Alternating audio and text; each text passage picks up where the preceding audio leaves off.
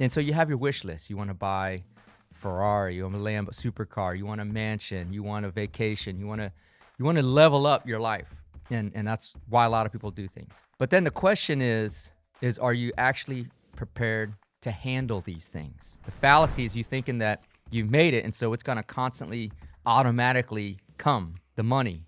But see, the effort it took to get that first money is going to take double the effort to keep going and double that money, and so on and so forth. It gets more complex and more responsibility. You're going to be managing more people, more clients, more employees. There's a lot at risk that I'm not ready to handle. I know I'm not ready to handle. And that takes humility. Yeah, we all got big egos, but it takes humility to understand what you are able and unable to handle. I'll go back to being a doctor, studying for medicine. The worst doctor is somebody who thinks he knows what he's doing. You go kill somebody just because you, quote, think you know what you're doing. No, you got to know what you're doing.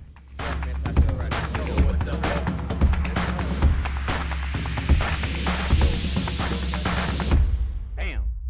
Yo, what's up, everybody? This is the End-to-End Podcast, and I'm your host, Dr. Yun Nguyen, affectionately called by my friends the Ninja or Prolific Ninja. You can find me on Instagram, but because my fans are my friends, you can call me Ninja too. This is the End-to-End Podcast, the alpha to the omega, the beginning to the end, talking about life, motivation, drive, self-improvement, success, and offering you morsels in this all-you-can-eat buffet called life.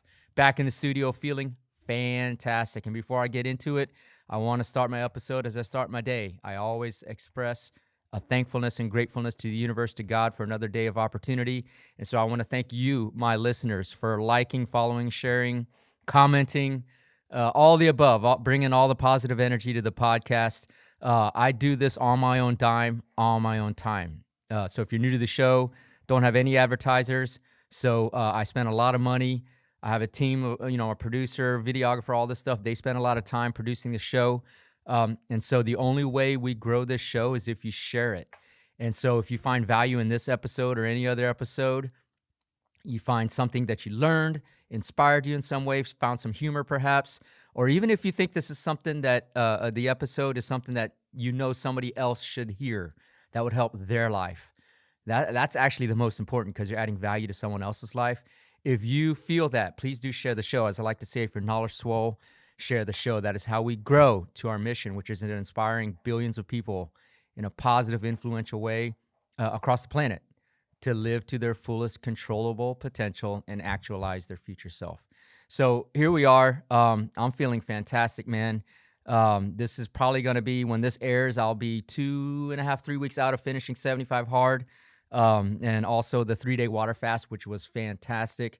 I feel light as ever. It's kind of weird. I haven't felt this light, even though I weigh the same and my muscle mass has stayed about the same. And this having been the 4th time doing 75 Hard, I've come to the realization that, I realized this a couple of times ago, but even more so now, is that having spent 75 days improving habits or dialing in or focusing in, narrowing in your mindset, most people would lose that momentum and revert to old habits that cause them to want to do 75 Hard to begin with. And so for me, I've made a conscious effort to integrate all the things I was doing during 75 Hard into my daily plan now, even though it's almost, call it almost a month after finishing 75 Hard, or a couple weeks. So I'm still doing 2 days workouts. In fact, I'm adding more cardio because I'm scheduled to do a half marathon. I got juked into it. I'm not a distance guy. I'm a sprint guy. So this is new, adding, 2 to 3 or 4 miles a day, incrementally leveling up on that. But still doing 2 workouts, still reading, still doing the water. Just a little bit more loose on, having some sweets and an occasional drink, but not even close to where I was before starting 75 Hard this summer. And so it's one of those things where integrating good habits, you make this conscious effort to really dig in and do these things, only to, once you hit your goal, relax. And that is not how you succeed. You got to keep that momentum. Even though you're done and reached your goal, you got to keep the habits that got you to that goal. And that's how you level up. But that's in a podcast episode itself. Actually, not what I want to talk about today. Today is actually talking about your wish list. And what inspired this podcast or this topic is that, my 5-year-old daughter, she's going through her toy catalog. It's the holiday season. She's circling things that she wants. It's her wish list. Uh, Family members, friends talking about, man, I'd like this, or hey, it would be nice to have that. Honestly, for me, I don't really need anything for the holidays. I haven't had a desire to have anything for the holidays for decades now, actually, because I feel like you got to earn the big things yourself to really get value out of that. But as it relates to this topic, a wish list, I know all of y'all who desire to be successful, you're on that path because you have a wish list. You desire a better life for yourself. You desire better things, and that is absolutely phenomenally 100% a good motivation to want to have things or to want to do things, right? That's the purpose of our life, is to do things. And so you have your wish list. You want to buy Ferrari, you want a Lambo supercar, you want a mansion, you want a vacation, you want to level up your life.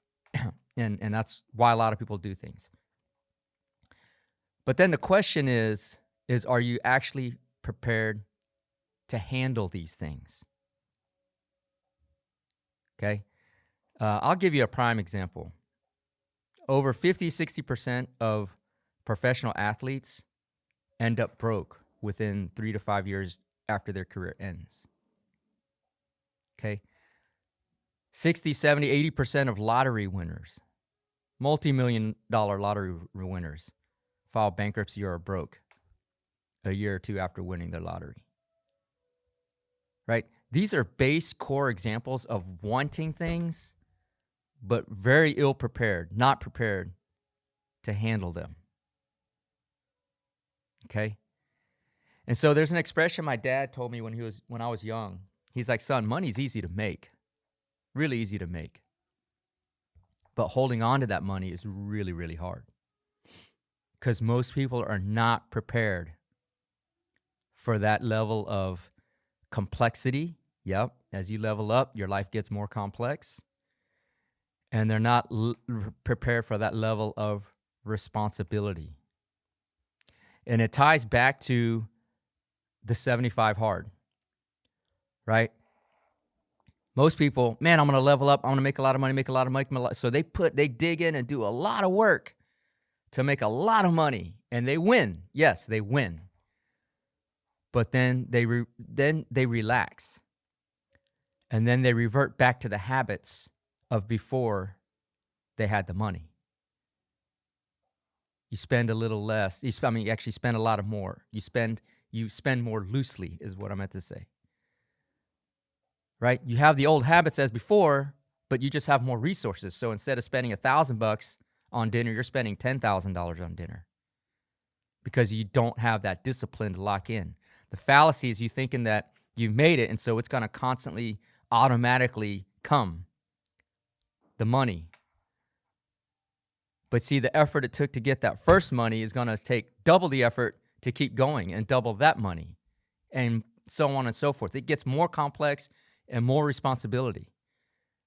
You're going to be managing more people, more clients, more employees, right? You level up to that Lambo. Lambos or these supercars are sensitive cars. Oil changes, all the time, tires, all this stuff. You might spend $500,000 on a car, but you're spending $50,000, $100,000 a year on maintenance. Are you ready for that? Parts that got to get imported from Italy, Germany, wherever, England in my case. Yeah, it's a 2-month wait for a $7,000 windshield for a McLaren. Are you ready for that? Right? And it's not only that. Are you ready to handle the power, the authority, right? For example, in a supercar, a lot of people, hey, man, I want to get this, that, and the other. Are you ready to handle 600, 700, 800 horsepower where you can tap the accelerator and just spin out? I've seen it happen. People just not ready for that burst of power, right? You think you're ready. You think you want it. You like the romantic idea of having it. But are you ready? Think of it this way. You want this career change. You want to level up your job. And let's say today I give you that job. Hey, you're hired for the job that you want. Are you ready to actually perform in that job? So what happens? You get the job, you don't perform, you get fired, and now you got an X on that category. Hey, this person was ill-equipped to handle that job. Let's give them something lower. You weren't ready. So there's a difference in your wish list of wanting things, but actually being prepared to have them. And so you see, it goes back to the idea of don't think about the end result. Think about working your way to the end result, the process. Because the process itself is preparing you to have the things you actually want. And this goes back to episode, I forget which, that I talk about the 3 Ps, right? Plan, process, and perform.